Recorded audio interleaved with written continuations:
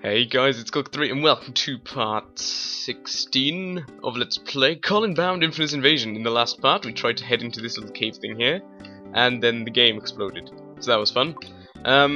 Between the last part and this part I have leveled up Colin and Kerry both to level 20. I don't know if this is a good level, but I'm going to assume so. So now I also know some strategies for fighting the guys inside. In terms of spells, I don't think Colin learned any new ones. But Kerry, I think, got a few new ones here. Cure and Remedy 2 and Force Field 2. I think those are the only ones she learned, but yeah, that's about it. Here's the Setzer's dice again. We've already seen them in there. These guys are really easy to fight. Just get Colin to fireball them. And I think you only need fireball one and they die, but we shall see in a sec. Yep, so these guys are super simple to defeat. Just that's about it, really. Nothing to say on that matter, but these fights can be annoyingly long just because I just go, okay, you hit them, and they died. You hit them, and they died.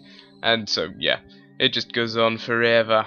I haven't explored this cave in terms of treasure yet, so I could do it on screen and everything.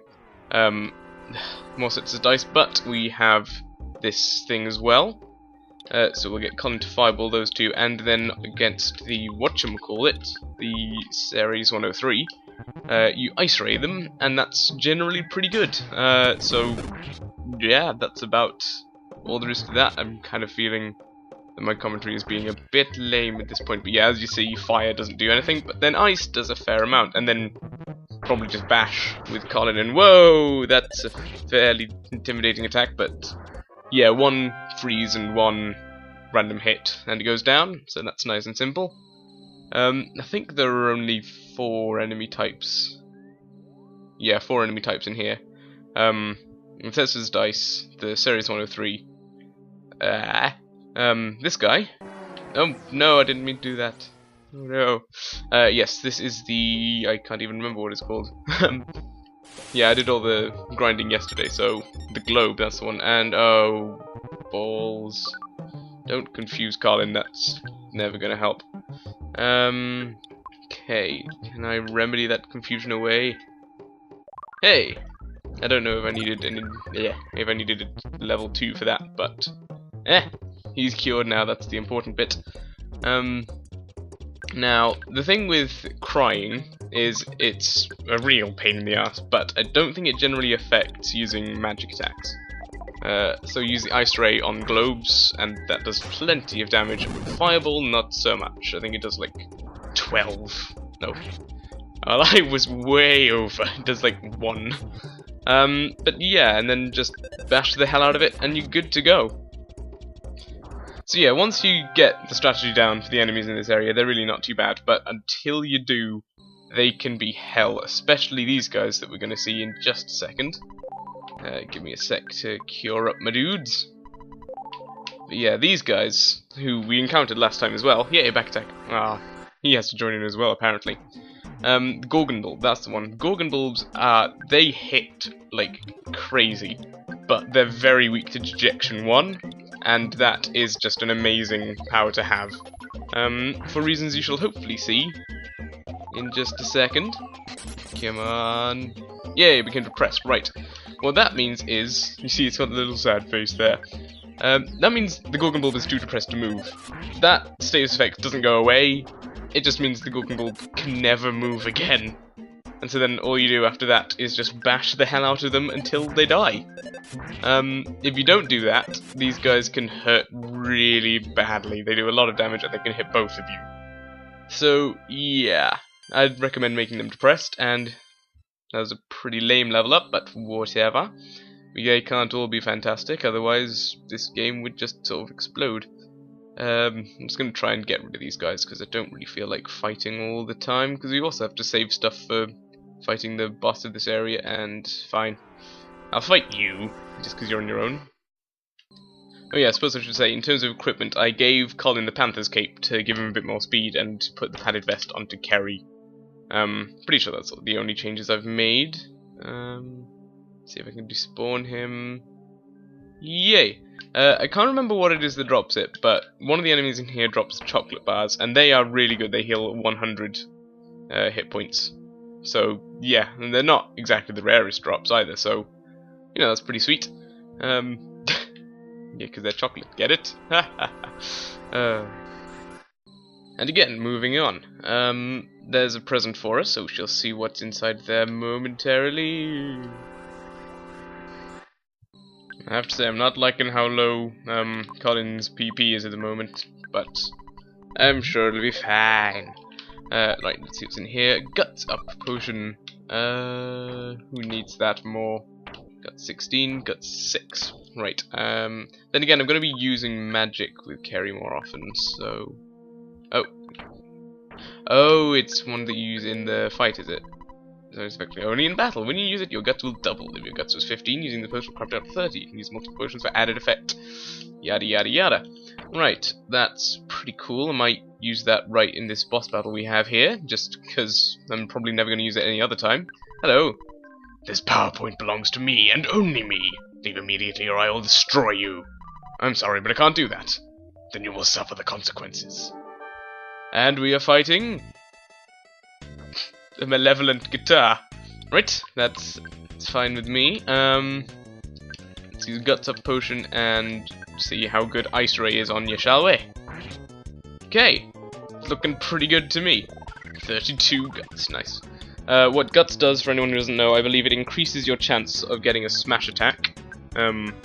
And it also makes it more likely that you'll be able to hang on with 1 hit point when you would normally die. Also, if this is going to happen all the time, then this is a very easy boss fight, which I am absolutely fine with, quite frankly. Yeah, so I can keep solidifying his body and doing a fuck ton of damage to him. Yep, I'm good with that. Oh. What the heck? Okay. That was a bit mysterious and terrifying, but whatever. What does this do? Not my magics, but it's fine because I wasn't using magic with him anyway. If he'd used it on Kerry, that would be a different matter.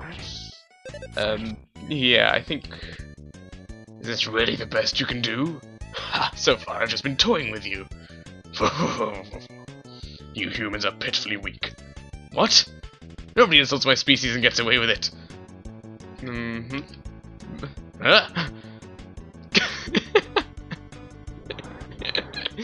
Ah, that was a pretty epic way to kill him. Kind of reminds me of, if anyone's seen the Avengers. Ooh, maybe I shouldn't actually say this, because you guys... I don't know if people in America have seen have got the Avengers yet. Okay, I won't say it for now then. But anyone who's seen the Avengers, you might be able to know the scene I'm talking about anyway. Kind of reminds me of that. An ice crystal, you say? I wonder what that does. Hey, Kerry, why don't you eat it? Just because she has ice attack, I swear. When broken during a fight, cold air will damage and freeze the enemy. Can be used only once. Sounds pretty cool. Anyways, it seems rather unusual that he dropped the thing that he seemed to be majorly weak to, but hey, that's fine by me. So we've now reached Lilliput Steps.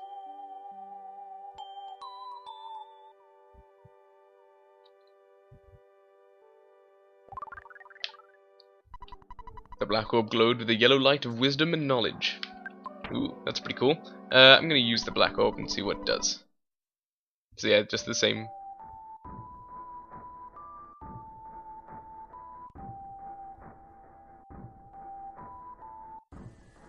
So yes, if you use the black orb at any time during the game, much like as in Earthbound, then you will hear the melodies you've collected so far. And now all the enemies are fleeing from us. Oh, the game is going very slow. But hey, what can you say about that? So now we can use this area quite effectively. Yeah, we can use this area quite effectively for grinding because we'll be able to get back attacks very regularly. Here's a Setz's dice. I'm gonna try and just kill it in one go. Squitch! Always a fun thing to do. But yeah, so once you defeat the enemy, defeat the boss of an area, then all of the enemies in the area will be scared of you and start fleeing whenever you approach. So if you need to grind in areas afterwards, then it's a good idea, really.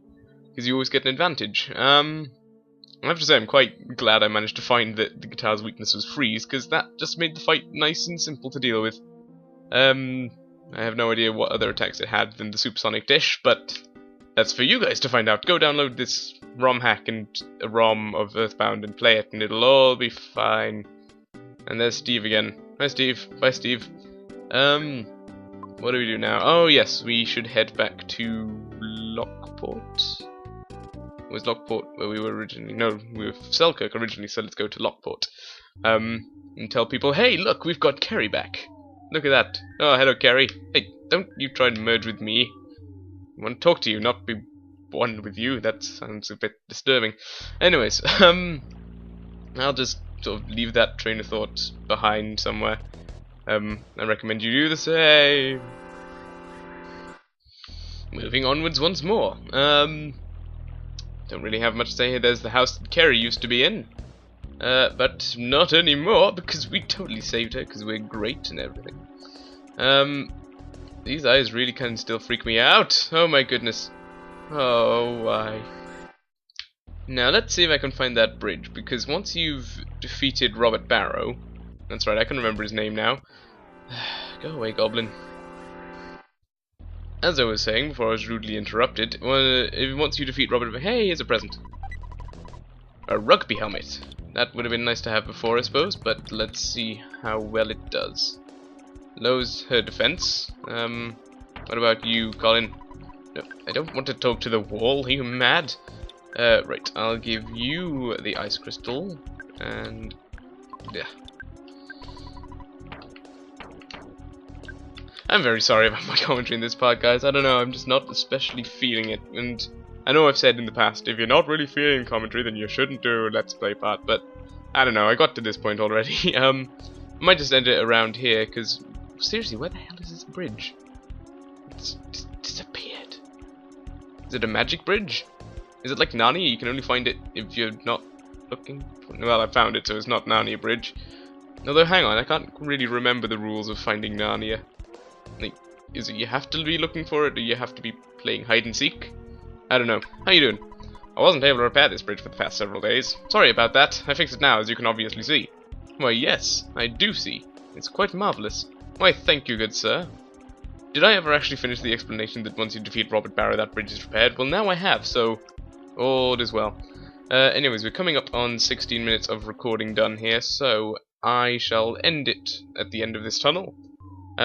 Just easy to say thank you guys for watching this part. I hope you enjoyed it, and I shall see you in the next one. Goodbye.